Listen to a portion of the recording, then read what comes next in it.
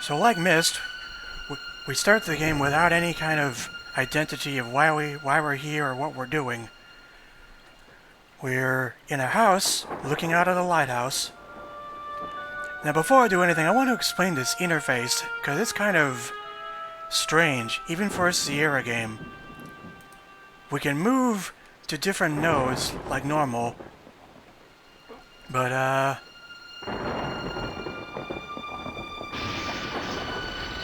okay, lighthouses don't normally do that. Yeah, this instead of zooming in on items, close-ups just have this little pop-up window in the upper left corner, so get used to that. This here is our menu, obviously. And yeah, I recognize this rock formation. That's the Yakina Head from Oregon. Kinda looks familiar from somewhere, doesn't it?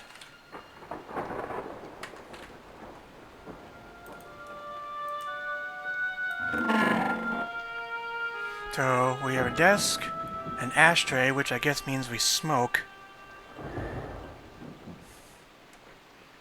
Now, since this is a Sierra game, you want to grab every little thing you can because the chance that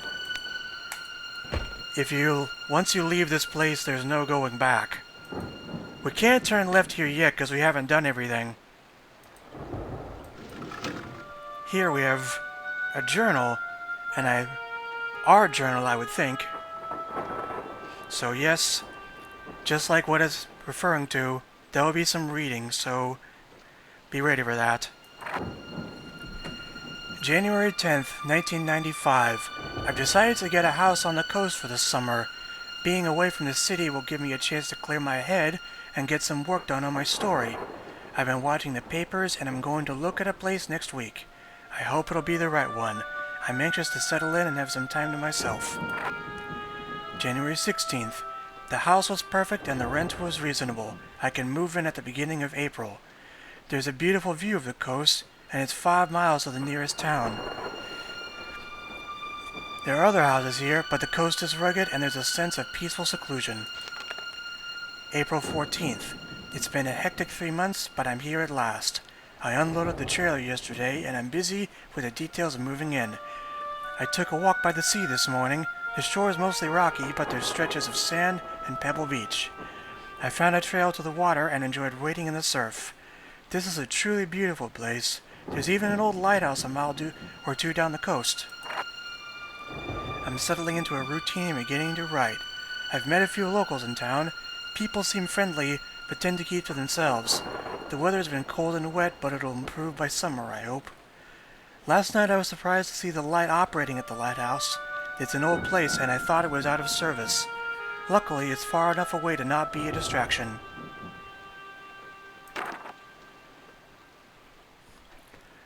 May 17th. I've met the owner of the lighthouse. I was walking along the beach and came across a man out with his baby daughter. His name is Jeremiah Crick, and he's some kind of a professor.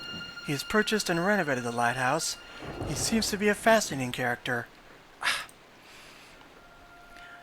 He's repaired the old light and sometimes runs it on stormy nights. My writing's progressing well, and the weather is warmer. I go to town twice a week for supplies.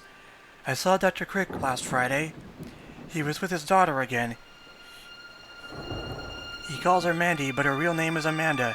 He seemed glad to see me, but was in a hurry. He could only talk for a few minutes, but I held Mandy while he loaded his truck with wire. In this isolated place, it's good to find someone to talk to. June 5th. I awoke last night to lightning and thunder. It was late, but the weather was awe-inspiring. I sat up for more than an hour and watched the storm. I think I saw St. Elmo's fire at the lighthouse. The light was on when I awoke, but went off at the peak of the storm. I saw a bluish halo around the top of the tower. It lasted a few minutes, then faded away. 1 second. On my errands in town this morning, I bumped into Dr. Crick at the post office. Mandy was fussy, so we went to the diner to get her some milk. We had a good talk over coffee, though when I asked about his work, he gathered up the baby and left in such a hurry he forgot to leave money for his tab. I was happy to pay, however, as Dr. Crick and his daughter have provided the most pleasant company I've had in weeks. Last entry, June 21st. I am listless and uninspired. I've taken to long walks exploring the tide pools and coves nearby. It's hard to believe I'm uninspired in such a beautiful place. For the last week I've been unable to write, but I know the story will come. So yeah, we're a journalist, and our neighbor is the guy who runs this lighthouse. Oh look, seems our answering machine is blinking. I think these names up here, our supposed contacts, are actually Sierra employees. I know this one is John Bach, and this one's Oliver Brailsford. I don't know who the middle one is. So, let's see what our messages are. Hello, dear. It's your mother. It seems like we never hear from you anymore. Well, don't worry. Your father and I are fine. And honey, when you get tired of living in that damp, chilly house, your room at home is still waiting for you. Make sure you're taking your vitamins and using that nice umbrella Aunt Selma gave you last Christmas. Okay?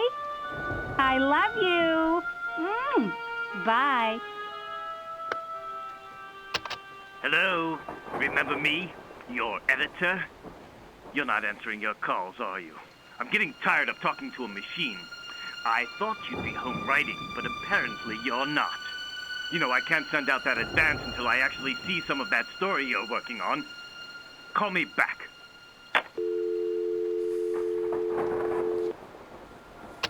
This is Jeremiah Crick.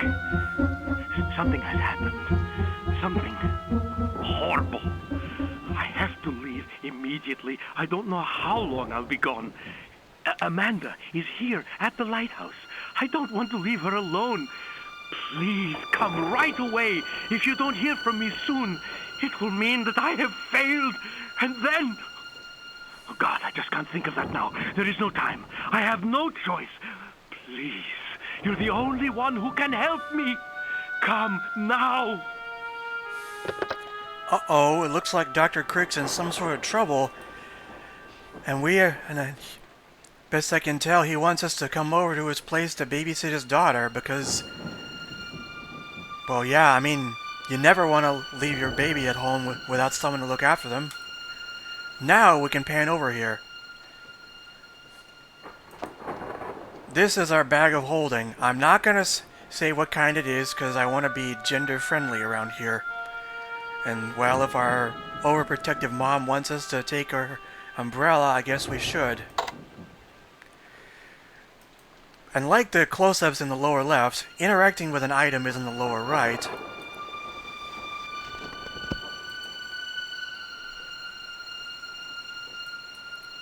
Huh. I guess our character likes M.C. Escher artwork. I've seen this kind of picture before. So in order to get going, we need to find our car keys.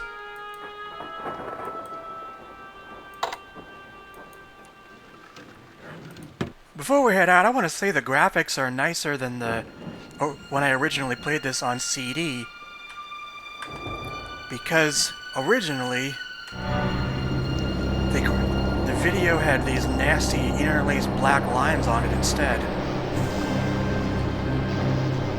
So ScumVM has a way to de-interlace it.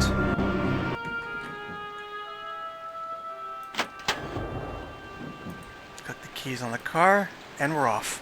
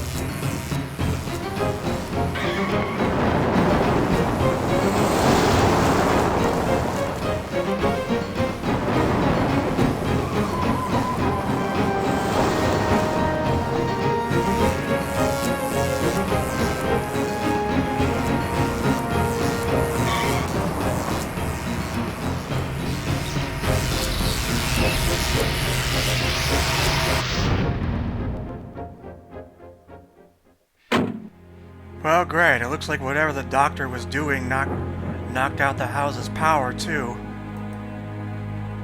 If he's already gone, then that's gonna pose a problem.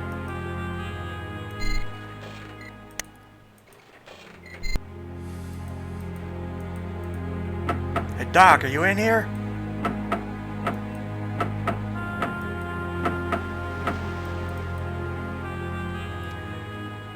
Oh yeah, one thing I want to explain that is these navigation controls are kind of awkward because the cursor is so chunky. It's really easy to miss a part where you're supposed to be able to click because of how big the cursor is. Well, like in any movie, if you ever need to find a way into someone's house, the best solution is to check under the mat. Aha!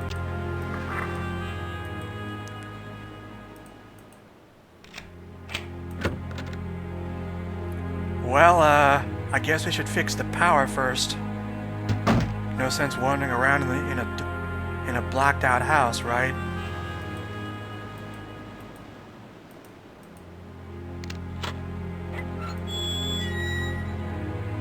Ah, a crowbar.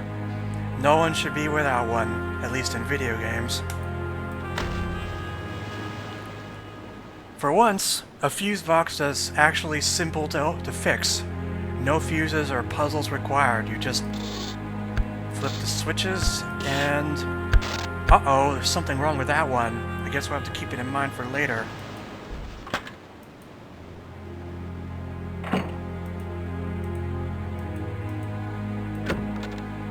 Now we can see what's inside.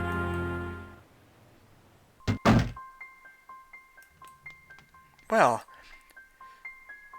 nice looking place so far.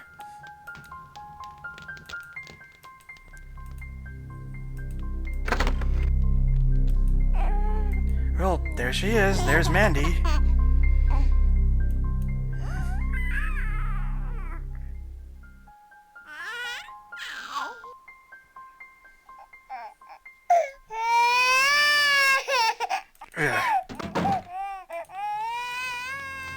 Well, where there's a crying baby, there's obviously must be milk, right? Aha!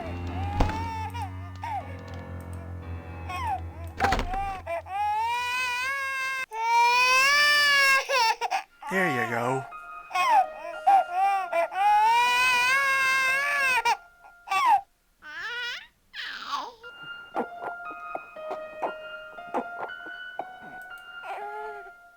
There's lots of these notes lying around, but I'm gonna wait on them until we have the entire book that they're from.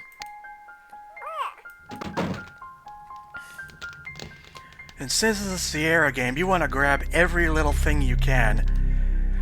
Grab, or as they properly call it, anything that's not nailed down.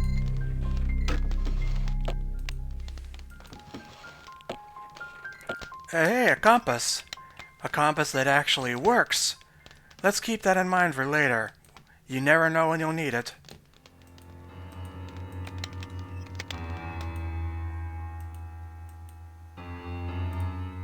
Haven't been in here yet. That door obviously has a keypad, so we need a code for that later. Ah, an office. Uh-oh.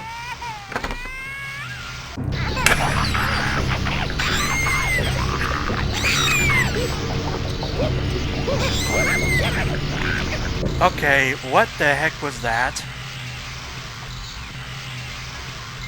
That thing just escaped through a portal. I don't feel brave enough to go near that, because this game is non-linear like Riven, and in some cases that can actually mess you out of possible paths. Since we don't have enough information, yeah, I'm gonna just wait on this. I'm more interested in what this doctor did to lead to all this.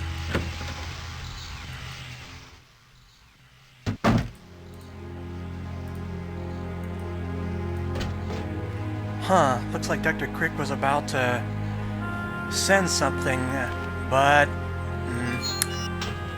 I know it's not coy to open other people's mail, but desperate times, desperate measures.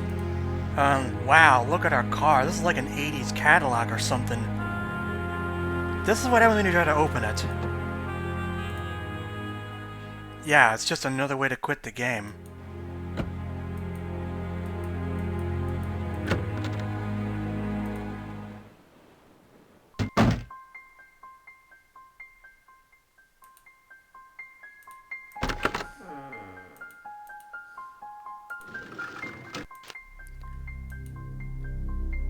This item won't be important until later in the game, so I'm gonna leave it for now. We'll be back here later. Well, we're in Skull. This is a game, so...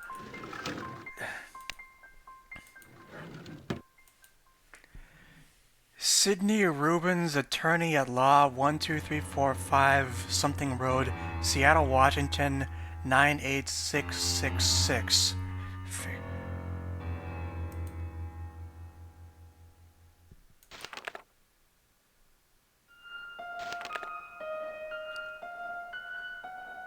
Something urgent has arisen and I must leave immediately. In the event that anything should happen to my person, please see Amanda receives my last will and testament. You'll find it in the safe in my study. 5/18/28. Wait, what? That's Francesco Goya's painting of Karen. Why would anyone with a child have this in their house? I guess unless you're James Blackwood from Scratches, I guess.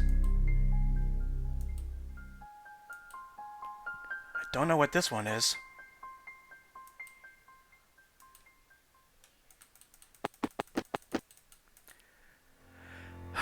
Welcome to our first real puzzle, opening a mundane safe.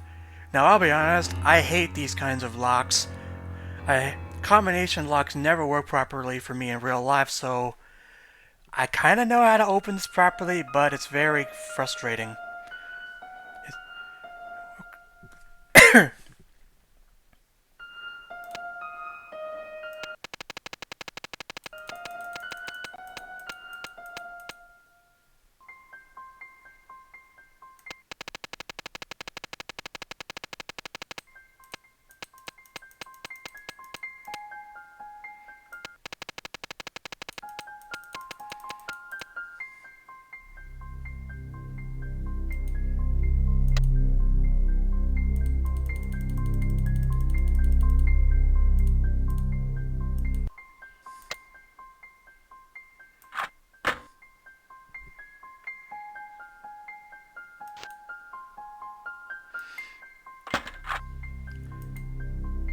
Now we have the full journal.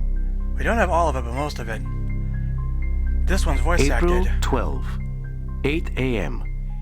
In unpacking a recent shipment of books from the university, I came across an arcane work entitled The Godel Universe. Browsing through it idly, I was surprised to discover a theory about the space-time continuum. Sorry. April 12, Hands off the mouse. 8 a.m. In unpacking a recent shipment of books from the university, I came across an arcane work entitled The Godel Universe. Browsing through it idly, I was surprised to discover a theory about the space-time continuum that today's theoretical physicists have either forgotten or ignored. Godel's theory is based on a group of motions of Bianchi type 8, in which the invariant varieties for the motions are three-dimensional hypersurfaces containing null and time-like lines, i.e., the orthogonals to these hypersurfaces are space-like. However, the Godel universe admits a four-parameter group in which the Bianchi type 8 is an invariant subgroup. This is a real science concept, by the way. I think the proper term in Wikipedia is constructible universe. Thus, revealing a universe both homogeneous and stationary. This stationary characteristic makes the model unsuitable for a representation of the universe as we know it. Godel's hypothesis ends there, but I think it may apply to my own research on distortions in space. If our universe may be compared to a single sheet of paper, then with the proper bending of that sheet, any 2 points in space, no matter what the linear distance between them, may be brought into proximity, enabling instantaneous travel over distances of many light years. My theory that electricity focused through a Fresnel lens would create just such a proximity point is supported by Gödel's model. I will incorporate it into future calculations. Isn't it supposed to be pronounced free now? Sorry, dry throat. You can stop the audio but with a single click on the page. That'll be useful for something else later. April 29, 11 p.m. I have modified the algorithm to include Gödel's theory and focus the Fresnel lens accordingly. The storm is supposed to move in sometime after midnight. I will wait up for it, though these late nights are taking their toll. Hopefully this storm will be intense and the lightning rod will attract the bolt. If the power modulation tube can withstand the initial blast of energy, it should regulate the flow through the Fresnel lens, which in turn will focus it directly into my device. Maybe this time I will get some conclusive results. April 30, 7 a.m. Something unexpected and quite remarkable. The storm hit after midnight and peaked shortly before 5 a.m. The lightning was frequent and directly overhead. The energy cells charged quickly to maximum capacity. At 5:25, I made some adjustments to the power modulation parameters and turned on the machine.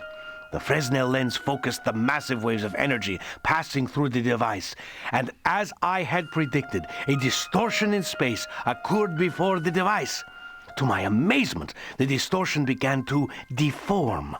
I stared in disbelief as the anomaly I had created burst like a bubble, revealing a portal in the fabric of space. Through the portal, I caught a glimpse of a rugged land, possibly a rocky shore, as I thought I saw water in the distance. Certainly no place around here, no place I had ever seen before. After just a few moments, a sudden power surge collapsed the energy field and blew the fuses. 1 second, I have a fan to turn on.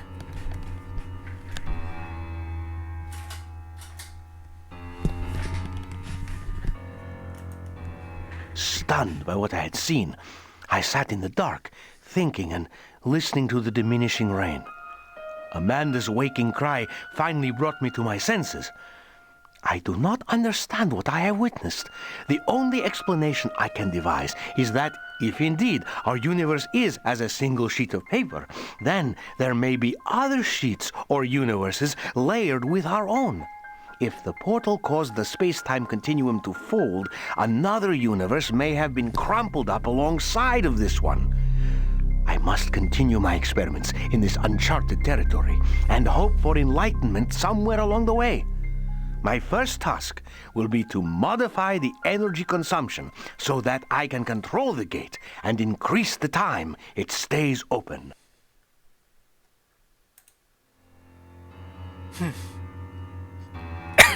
Anyone make any sense of these mathematics? 'Cause I don't. This looks important, though. What, did he put a special light bulb into this, housing that actually makes this experiment work? Who knows? May 2nd, 9 p.m. I have had limited success modulating the power supply, and I am unsure how to stabilize the gate. An hour ago, I programmed the gate to stay open for 6 minutes. It opened and I stepped through. The sensation was strange, but not painful. I felt a strong pulling force, as if my body was stretching like saltwater taffy. The light brightened to an intense glare. My eyes blurred with tears, distorting shapes and colors. Gradually, the pulling subsided and my vision cleared. I found myself standing on the rocky shore I had seen through the portal. I turned and, much to my reassurance, saw the portal still open behind me. A large body of water was just visible at the foot of a narrow path. I heard the muffled roar of the surf, though I was too far away to see the waves. Bending down, I picked up a rock. It seemed solid enough. Affected by a sudden nervousness, I dropped the rock and went back through the portal. This time, the sensation was one of being pushed almost violently, and I stumbled and fell to my knees on the laboratory floor. Ah, of course, just like Atris would write, there's a clue right here. I don't think this is a date. It's probably for that keypad. So let's pause in the middle and see what's in there. Oh, and in case anyone's wondering where these other items came from, I pulled them from this shelf.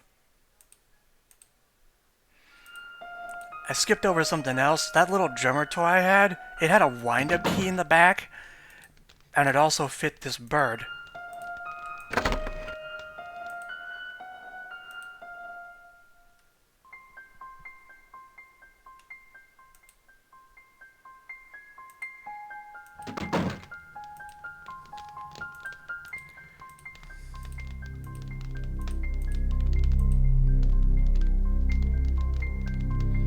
A lot of inventories in different games, including Sierra, tend to have spinning items, sometime with the use of QuickTime VR. Keep that in mind for later. 82496.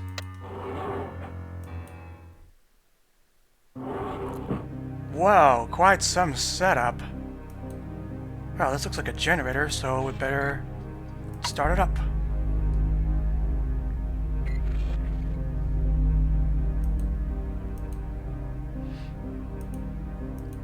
This looks like a safe box. We don't have a key, so why not try brute force?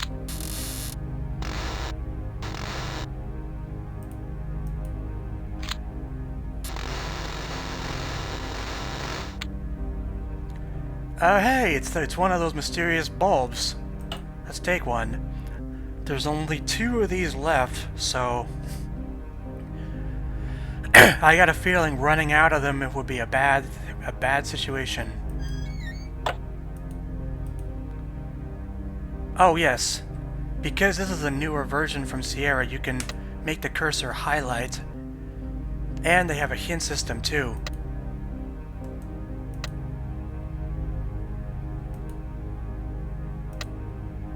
Let's see, soldering iron, some wire, more entries. Well, I'll look at that at the end when I'm finished, and a fuse. Welcome to Landau 3000. I thank you for glad you're here. I really appreciated your Let's Plays of the Space Quest saga and so forth.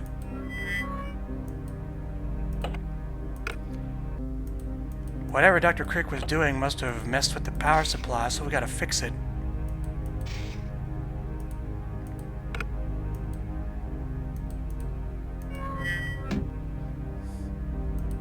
This is what he was using in the intro.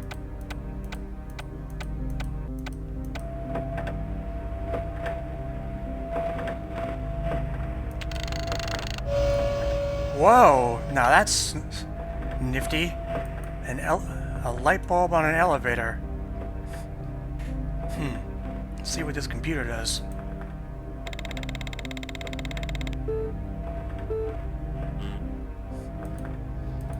Maybe that switch outside is working now.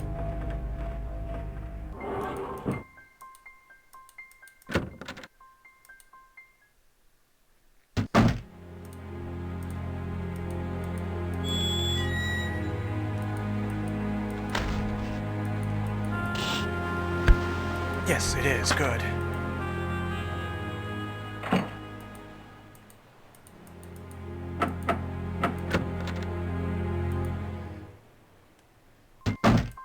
Good thing is we only have to enter that code once.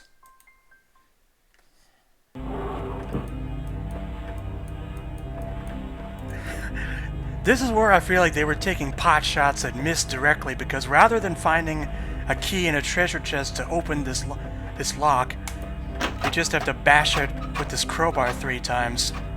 They must have looked at Stone Ship and not many of the other ages.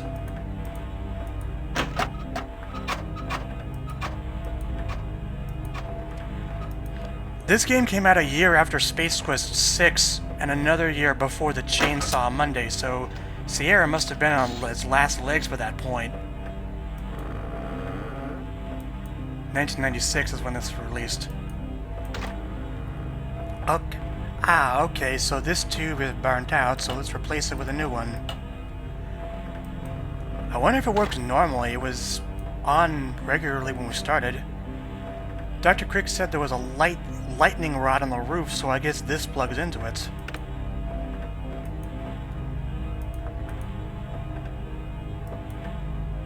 The Chainsaw Monday was when half of Sierra was laid off and they had to close down their facility in Oakhurst.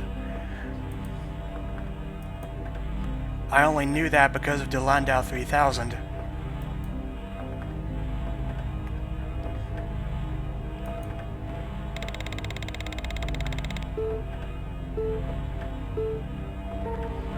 Okay, this bird's ready to fly. So, before we go, we need to look through that journal a little more, because why is that black guy being here? Where did he come from?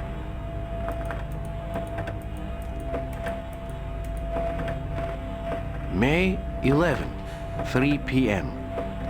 Today, I opened the gate and was about to begin modifications when a figure suddenly appeared on the other side. It was bipedal and roughly shaped and sized like a man, though impossibly thin, with long limbs. I was startled and prepared to shut down the device, but the creature made no move toward me, just peered curiously, first at the portal and then at myself. Its eyes were small and intelligent, almost mischievous, but there was no malice in them. We stared at each other for as long as a minute. Then it turned and loped out of my view.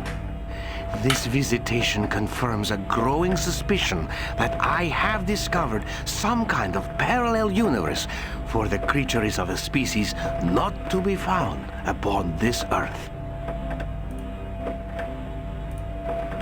May 19, 11 a.m. Today, the creature returned.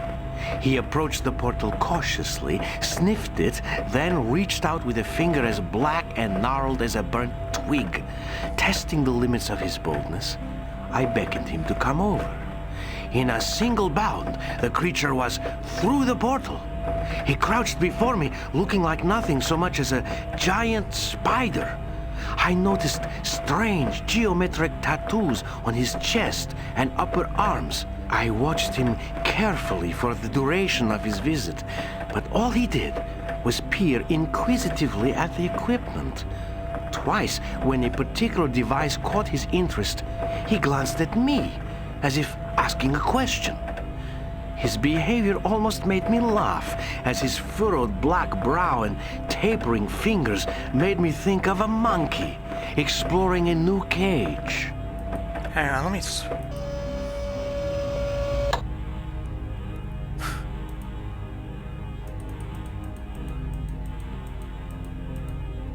When the energy levels approached instability, I coughed once to get the creature's attention and pointed to the portal. Apparently understanding my meaning, he took one last look around the laboratory, then went to the portal and stepped through. I just had time to see him safely on the other side before the power supply collapsed and the lights went out. What is this? That's terrifying. I wouldn't want this person anywhere near anyone, not even an adult. May 25, 6 p.m. Perhaps I have been unwise in allowing the creature frequent access to my laboratory. Our mutual curiosity seemed reason enough at the time, but now I am uncertain. Since his first appearance, the creature has been waiting for me every time I activate the portal into his world. He would watch me work or study the equipment, but he never touched anything or interfered in any way. I must have become accustomed to his presence because today, after opening the gate and watching the creature cross over, I focused my attention on my work. When I looked up from the computer, he was gone. Upon examining my equipment, I discovered that a power modulation tube was missing. Uh-oh. Although the tubes are expensive, I have several spares, so the loss is not too serious. I am concerned the creature's motivation may go beyond mere curiosity. Though his action does not necessitate curtailment of my experiments, I will restrict his access to my laboratory. May 27, 3 a.m. I have built a cage around the portal so that the creature cannot wander freely about the lab. When I opened the portal earlier this evening, he was not waiting on the other side. No doubt he realized that I must have learned of his thievery and hesitated to show himself again. I pretended to be absorbed in my work. After a few minutes, I caught a peripheral glimpse of a shadow crossing the portal into the cage. I turned toward him. The creature did not appear disturbed by the cage. He crouched on his haunches and stared at me without expression.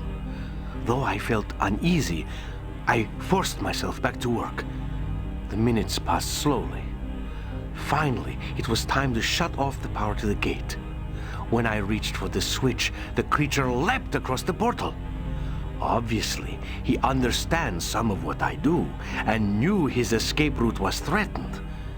We have been unable to communicate, but I am beginning to think there may be deeper, more devious aspects to his intelligence.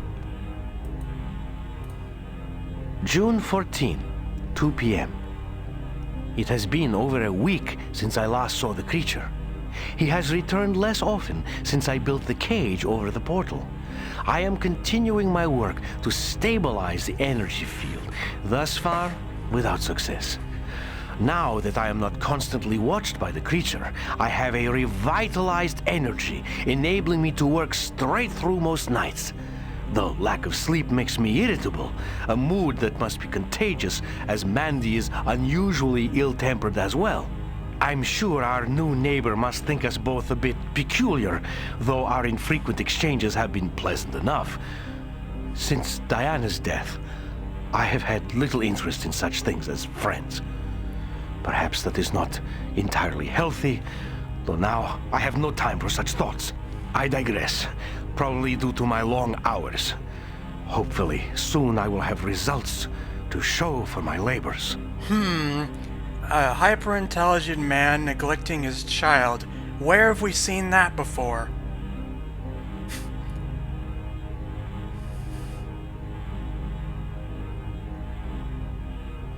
It was also spurred on by the death of a loved one, too. Atris holed up because his grandmother died, and this guy's holed up because his wife died. July 1st, 4 p.m. I have just returned from the other side. As on the previous test run, the portal stayed open for almost an hour, convincing me that my most recent modifications to the power modulation tube were successful. On this last trip, I extended my explorations, following the path until I came to a tall building some distance down the rocky coast. Approaching the tower, I was surprised to hear a voice call to me from a high window. I looked up to see a man waving excitedly. To my surprise, I could understand his speech. He invited me to come up at once. Thus, I made the acquaintance of another inhabitant in what I have come to think of as a parallel world. The eccentric old man turned out to be an inventor of strange animated contraptions. We sat in his workshop surrounded by mechanical odds and ends. His talk rambled from subject to subject in a disjointed manner I could not entirely follow. Several times he mentioned a dark being whom he feared and warned me about in gibbered, broken words. I believe it is the creature from the beach. Much of his rambling I was unable to comprehend. As I prepared to return to the portal, he suddenly began rooting among an assortment of gadgetry.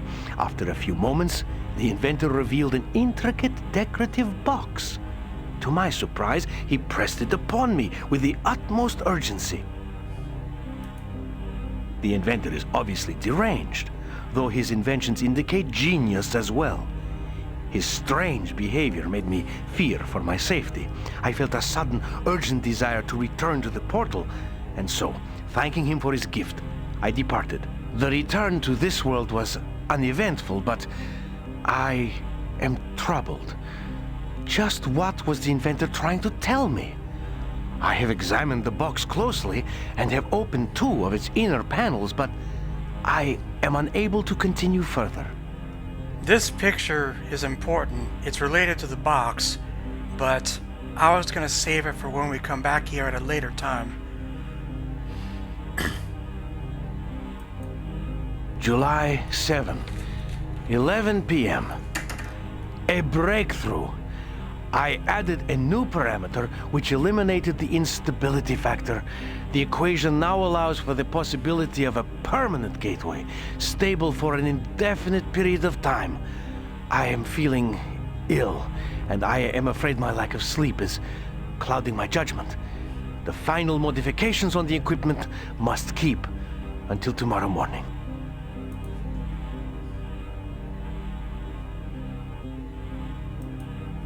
July 7, 2 a.m. My worst fears have come true. The dark being has somehow copied my device and has created its own portal between the worlds. I awoke to the unmistakable electric snap of the portal closing. That thing has been in my lab. It has stolen more equipment and, to my horror, my blueprints for the gate device. I am such a fool. I am preparing to follow it through. I will only have an hour before the gate closes, and I do not know where the creature has gone. I have been so blind, doing nothing while it has schemed to steal my invention. I must stop it. I must destroy its gateway into our world. Oh, dear God, let me be in time. So now we know everything. That dark being, or whatever it's called, copied this man's portal, and now it's on the loose, ripping holes in space-time, and that's how it came back with Amanda. So now, we gotta find it, and possibly shut down its portal before it takes over the world. And that's why he called us here.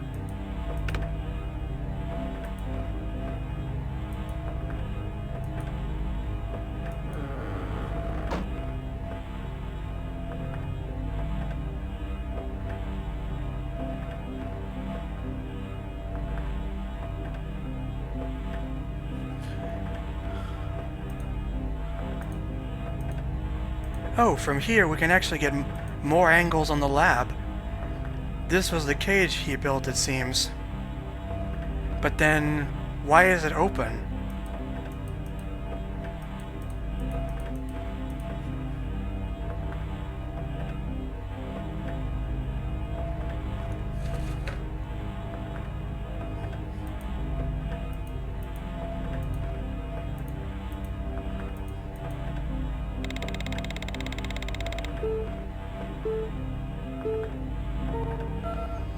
Alright.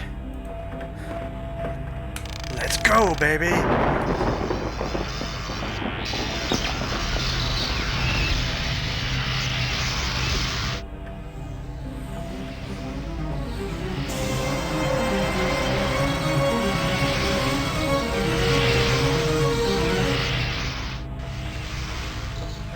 What do you know? It actually did make a portal. So, let's enter it. This portal will still be open for a limited amount of time, so I'm guessing he wasn't able to make the permanent adjustments yet.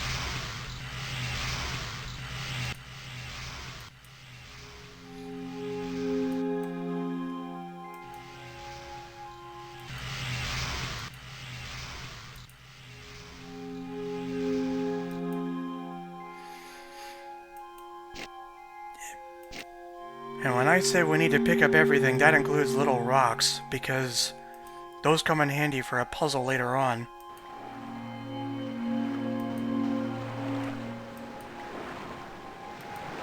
Hey, that must be the tower Dr. Crick was talking about.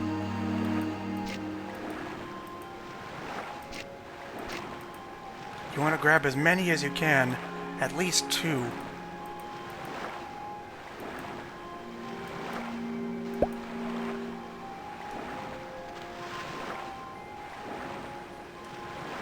We're sinking. Our ship struck the rocks with great force and there has been an explosion.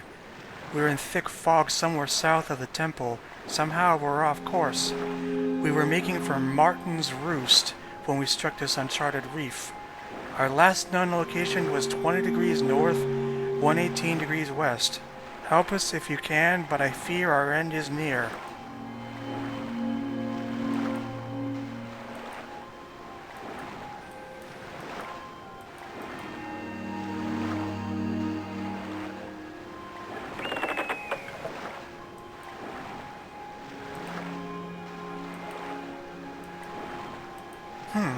Some kind of cane.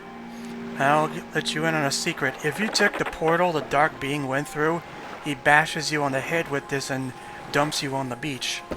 That's why I didn't take that portal, because if we went that way, we wouldn't know what's happening.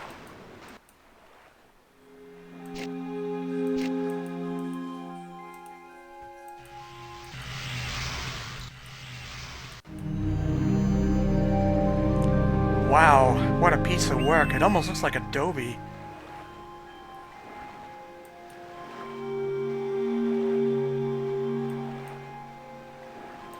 The drawbridge is up. I guess, this cane looks like it can go here.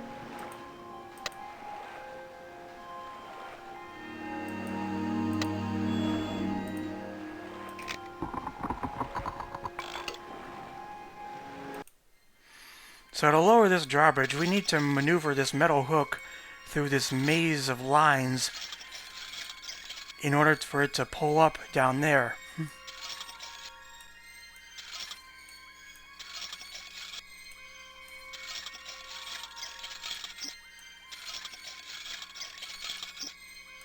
It's not that hard, just a little bit complex.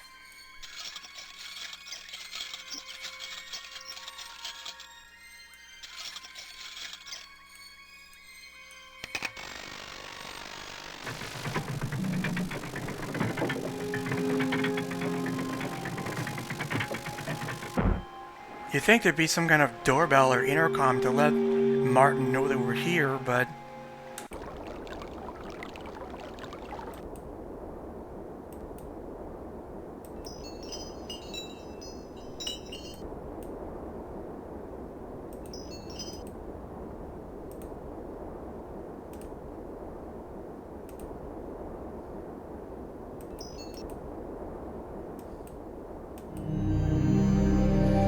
Hey, those aren't birds, those are mechanical birds.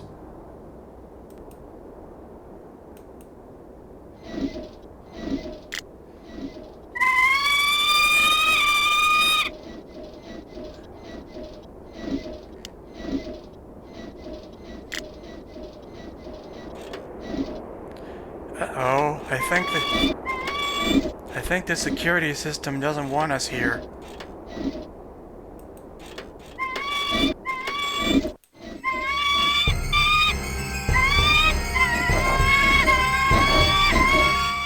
Yeah, ow, don't mess with these birds.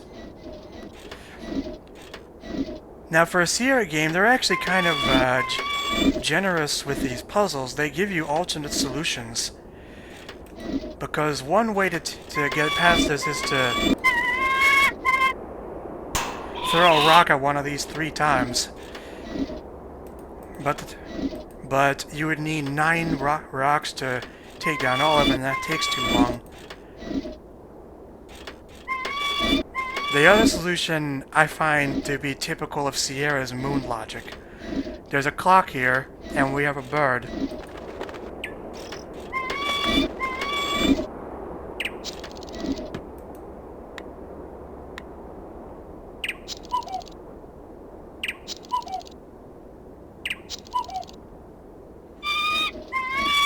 And that disarms the birds and puts them back on their perch.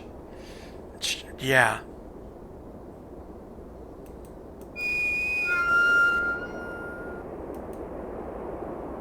Now this next step, you gotta be really fast, because there's an enemy around here that'll break into the window and steal something important if you're not quick enough. You want to go straight to this desk, open this tiny drawer, get this panel off, and grab this key, and go straight to this window.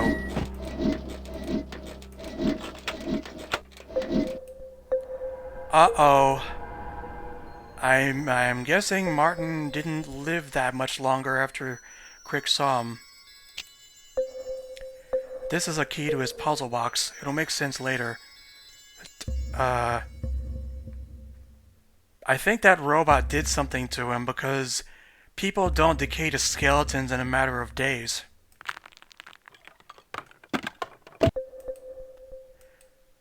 Well, since he's no longer among the living, I guess it won't hurt looking around.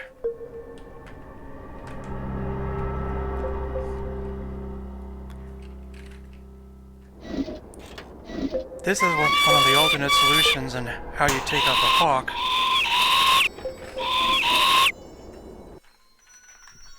And this is what happens if you're not fast enough with the window. He loots through here and grabs something.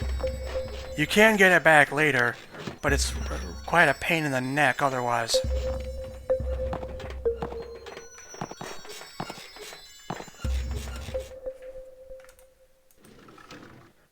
And this is what that robot tried to steal.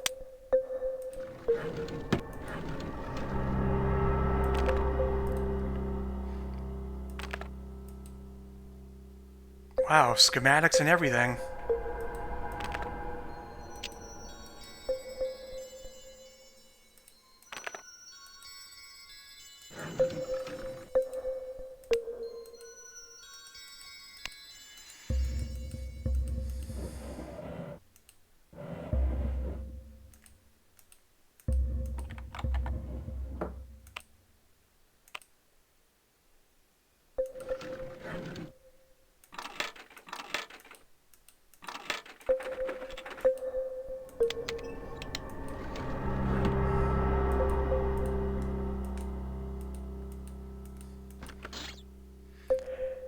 There's 8 scrolls in this cabinet, but we can only look at 3. My Birdman has gone insane. He will no longer obey me. I believe he's been corrupted by the dark being. I shouldn't have let it into the tower. I think it has discovered our plan. I will send a hawk to warn the priests. I've given the crystal bottle to the doctor from the other world. I trust him, and the creature will not think to look there. I am trapped here by my own creation. He will not let me leave the tower. He tries to get in while I sleep. I hear him flapping outside the windows at all hours. I don't know how long I can keep him out. I'm exhausted and running out of food. The priests have not arrived or responded to my messages. I've met a man from another world. He says it's like ours, but in a different time or another plane of existence. My studies have taught me these things can be possible, but he may be mad. We talked for a brief time in the tower. He's an inventor like myself. I was curious to know more, but he quickly grew nervous and anxious to leave. I gave him the golden sparrow in case he wants to return.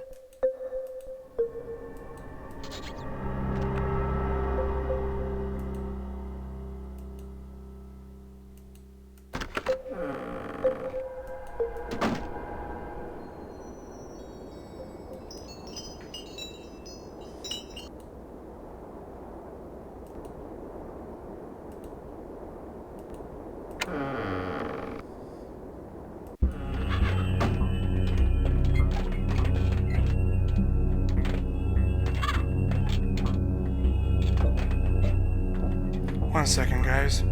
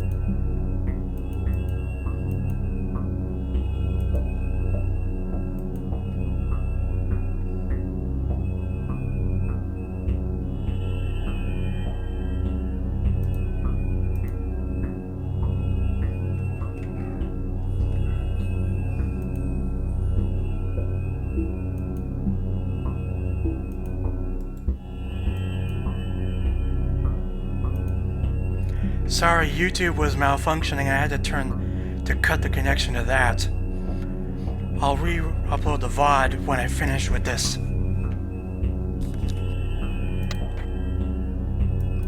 So there he is, the Birdman.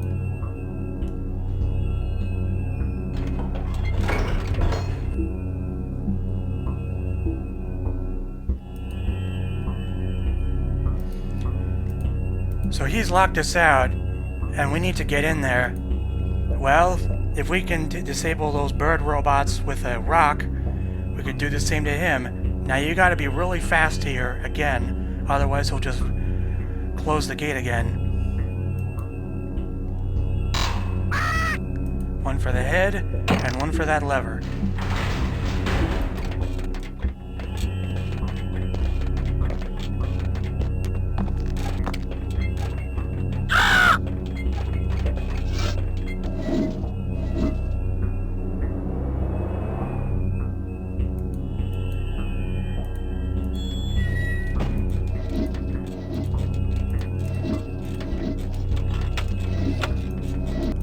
Okay, we're safe in this workshop.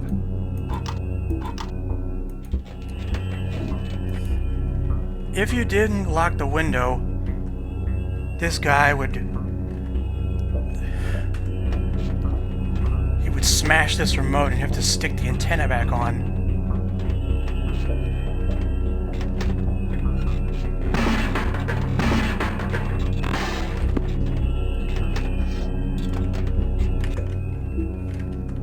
So my guess is, whatever the Dark Being did to this robot, he must have rendered him hostile.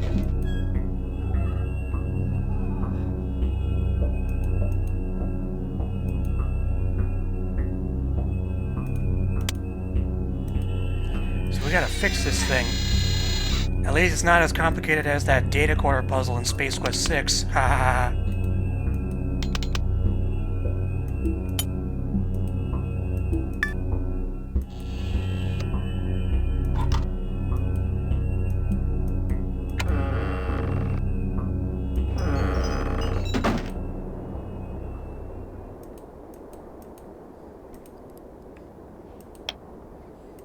So my guess is this remote was originally designed to control this Birdman, but obviously he won't respond anymore. But there's something else we can do with it.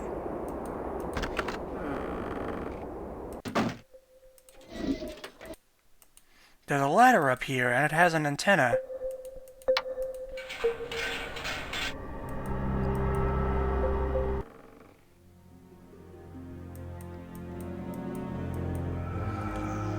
Whoa, plans for flying machines. Now this is interesting.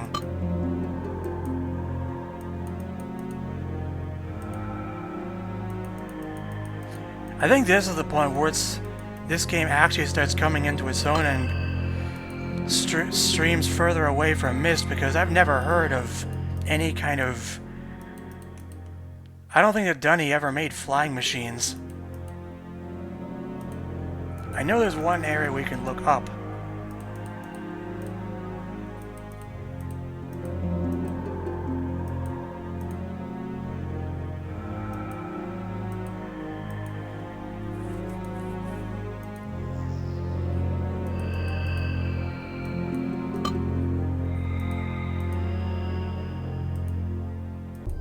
So up here is the perch where all the birds are stationed. I thought they responded to the remote, but it doesn't do anything.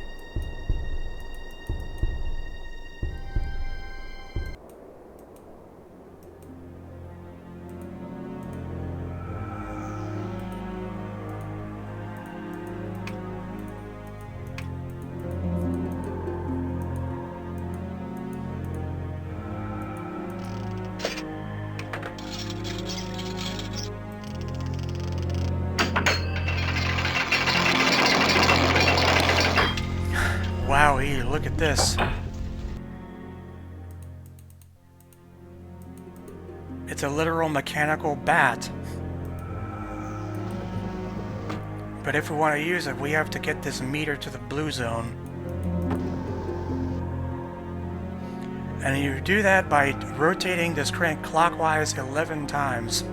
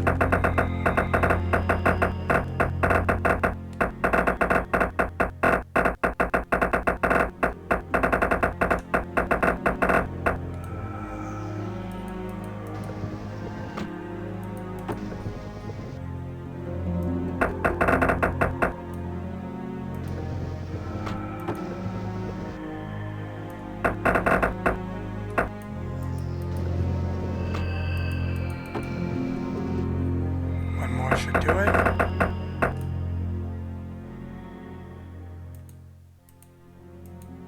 Here you see the head tilts up from there. Well, we don't have any coordinates to enter, so maybe this thing has an autopilot or something.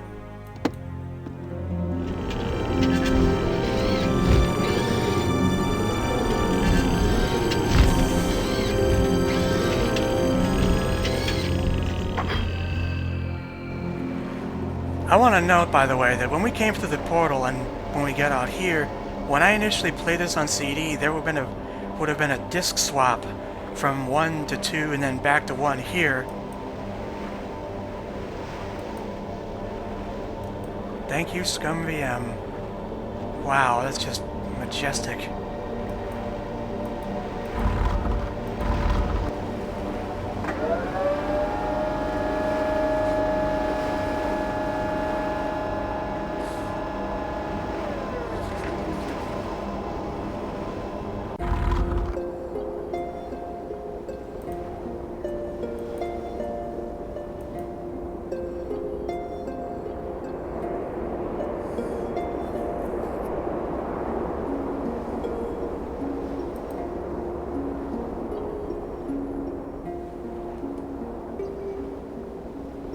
Before we do anything, we're going to start with the rightmost one. We're at the temple, by the way. The one mentioned in the note. Now this is one of the game's more infamous puzzles because, well, there's barely any logic around it.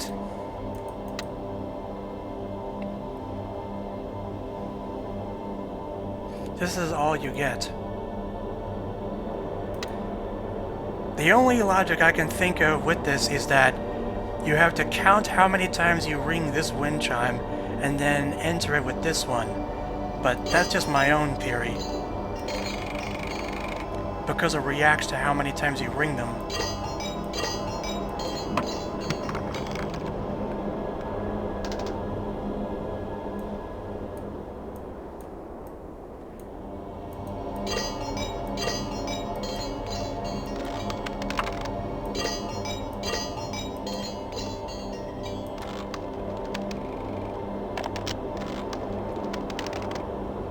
And your reward is a golden video disc.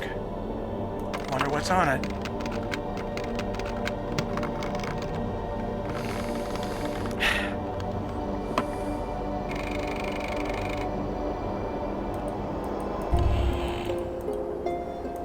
Now to the most controversial part of this game.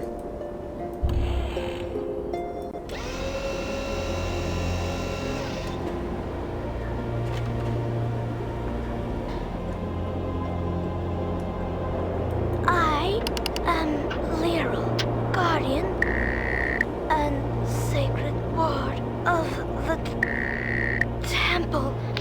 You are a stranger here.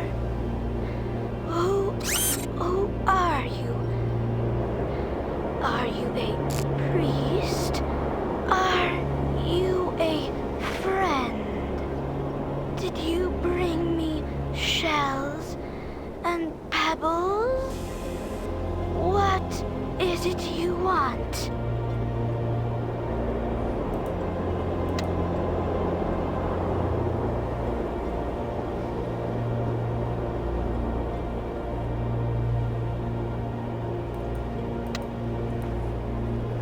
So the way we communicate with Lyral here is kind of an frustrating way of dialogue.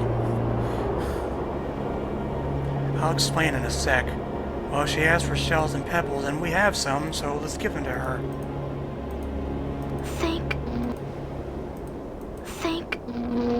Thank you, stranger.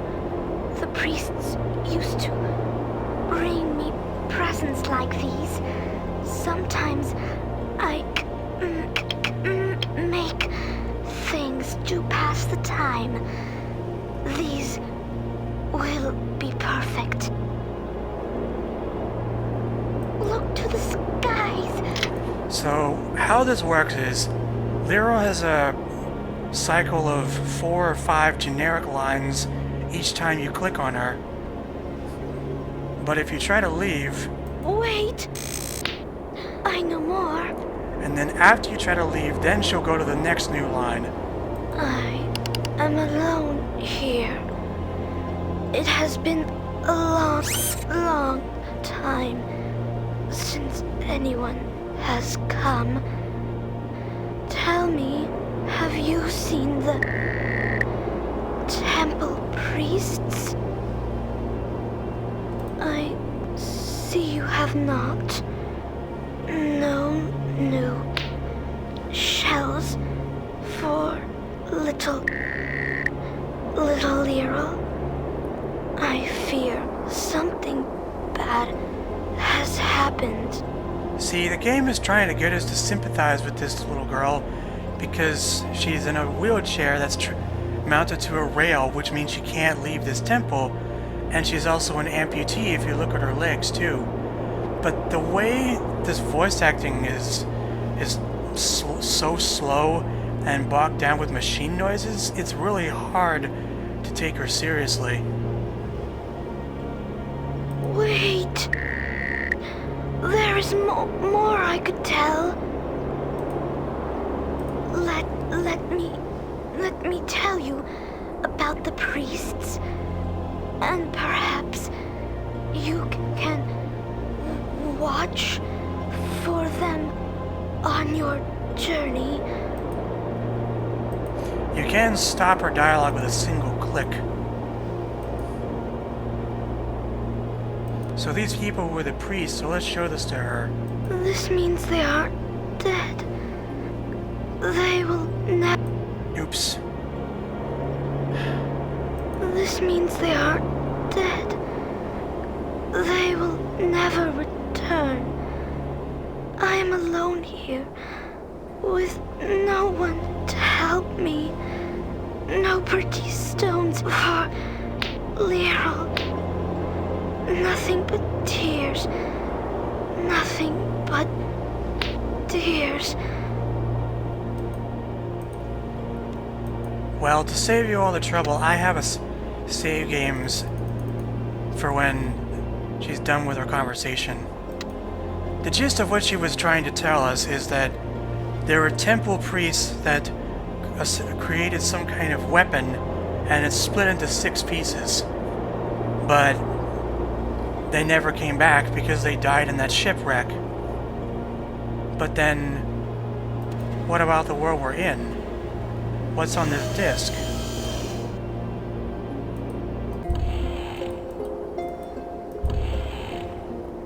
Well, that's what this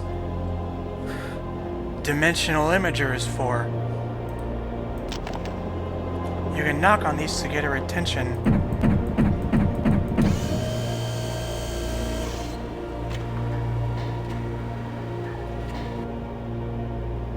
Now I can tell the stories.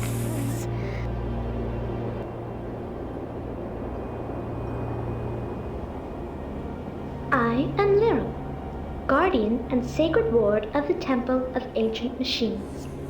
I came here when I was 4 years old. There was an accident. The priests put me in a machine to save my life. It is my heartbeat, my breath, and my blood. I have been trained in the art of story, the remembrance of things past. Listen and learn our history. A long time ago, a powerful people ruled this world. They were masters of machines.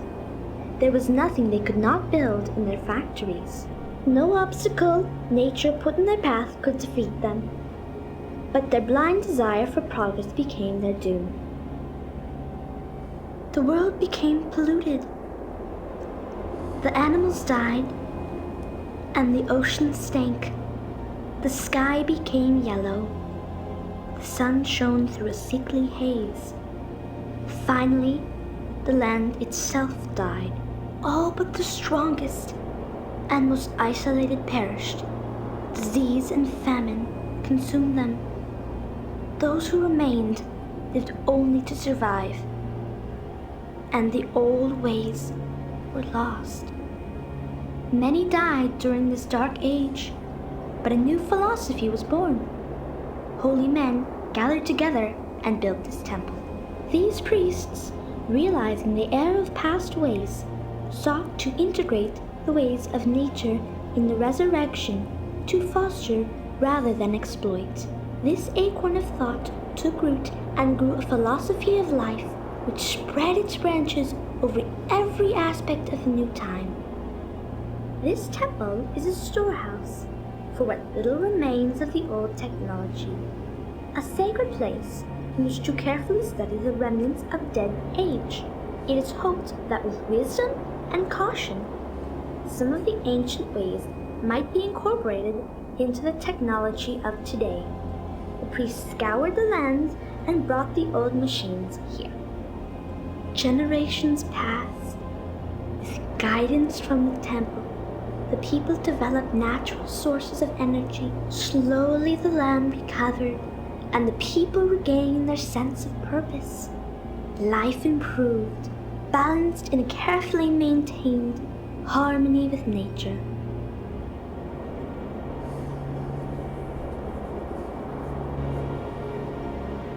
That was me, my voice. That was how life used to be.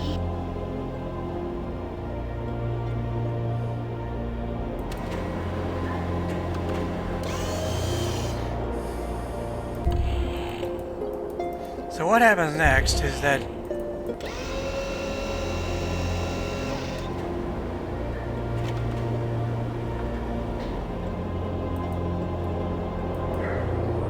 there's a control panel here.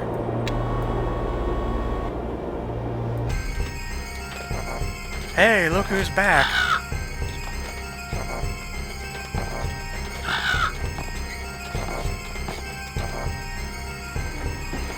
Now here, the Birdman's attacking Lyra and we have to save her.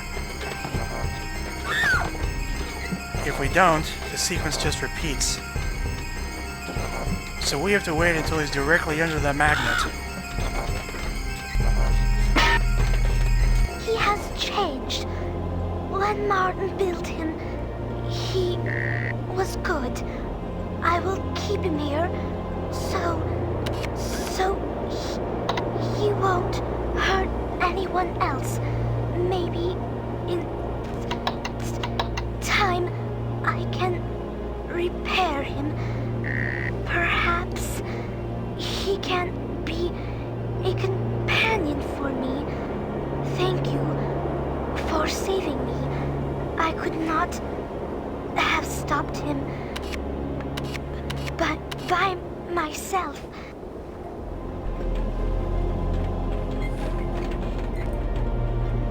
Hope that Magna's not scrambling any electronics. I trust you now. You may ascend or descend. Perhaps the dome contains some of the answers you seek. Wait. Once again, we're locked in a conversation, so I'll just skip that too.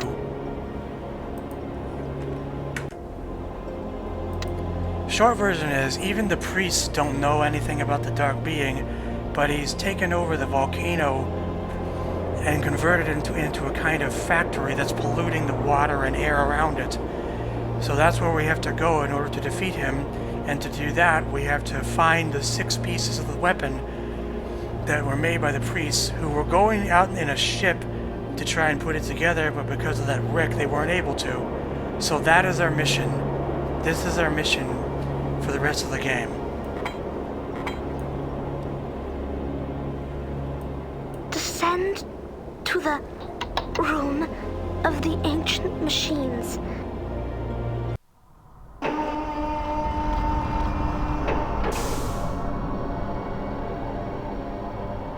Oh, there's lots of stuff in here.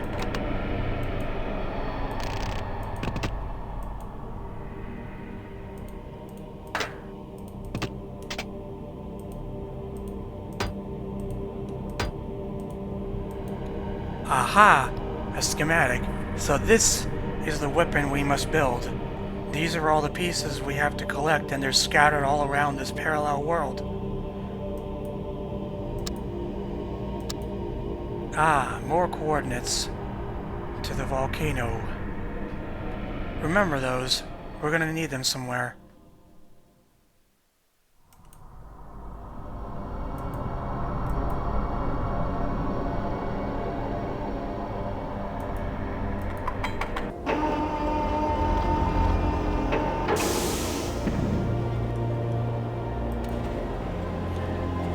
We'll be coming back to this later to see what's up there, but for now, I want to backtrack to something else.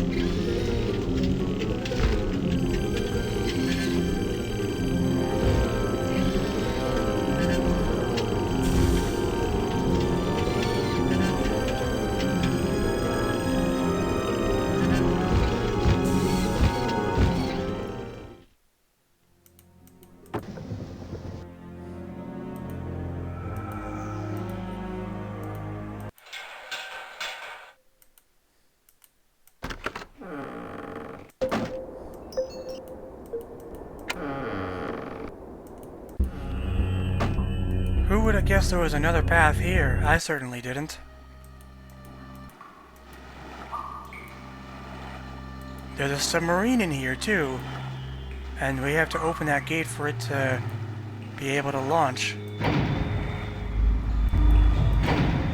This puzzle is actually really simple. You just grab these weights and put them on that scale in the water.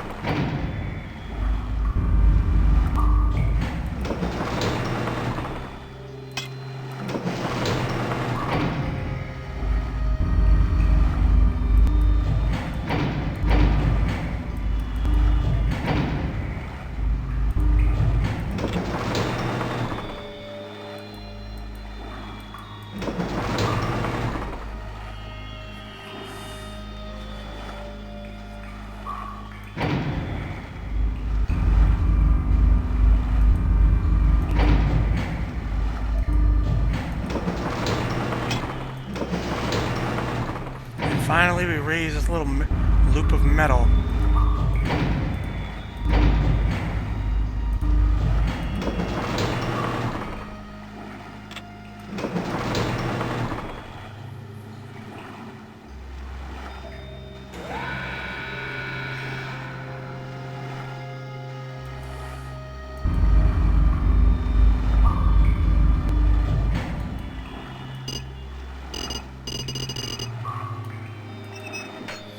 lock that extendable bridge in place and climb inside.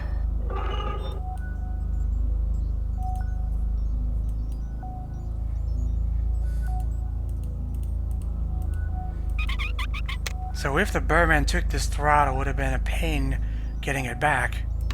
So let's fire up this sucker.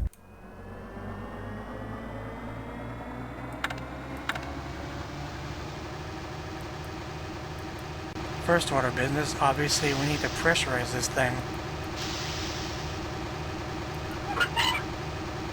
And when the water reaches this blue line, we start the other one.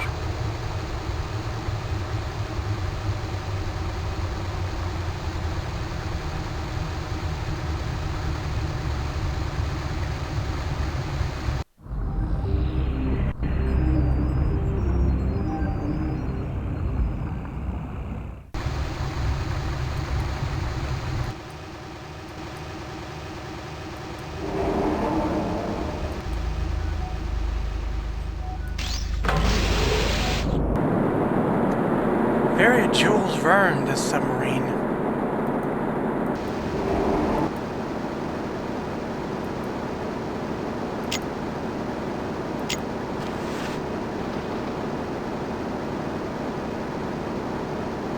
Ah, so someone already found a precise part of the shipwreck.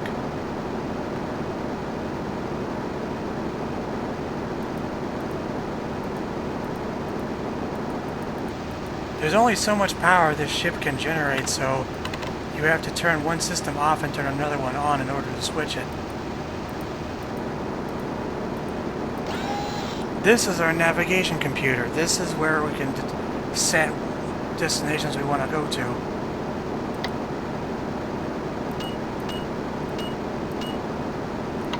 And we set latitude and longitude with these switches.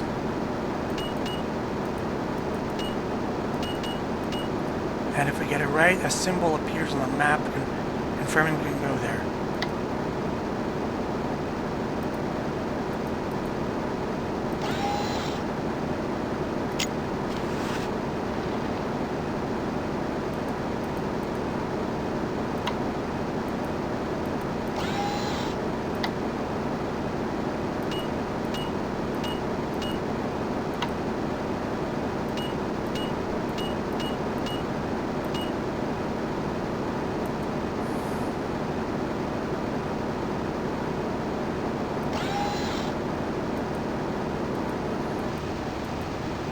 Now that everything's set, I think now would be a good time to just end the stream here, and next time we'll see what's in this shipwreck. So, bye, till next time.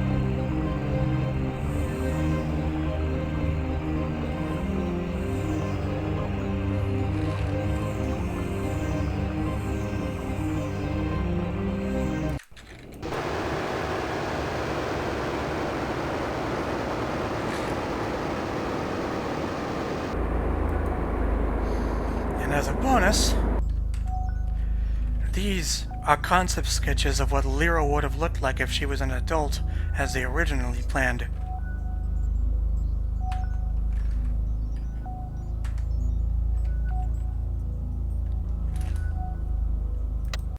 See you next time.